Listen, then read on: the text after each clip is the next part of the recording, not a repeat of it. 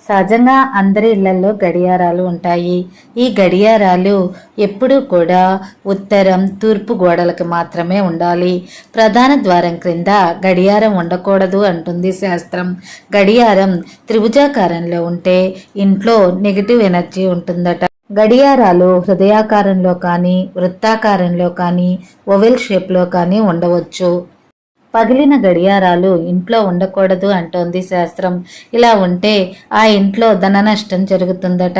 అలాగే ఆడని గడియారాలు కూడా ఇంట్లో ఉండకూడదు. వీటి వల్ల ఇంట్లో లేనిపోని చికాకులు, కలహాలు కలుగుతాయి. గడియారంలో టైం సెట్ చేసేటప్పుడు కరెక్ట్గా పెట్టుకోవాలి, కానీ ముందుకో వెనక్కో పెట్టుకోకూడదు. అలాగే ఆడని గడియారం ఎక్కువ రోజులు ఇంట్లో ఉంచుకోకూడదు. మనకు హాని కలిగించే బొమ్మల మధ్య నుంచి గడియారంలో టైం మనం చూసుకోకూడదు. వాస్తురీత్యా కాలం తెలిపే గడియారం సరైన దిశలో ఉండాలి.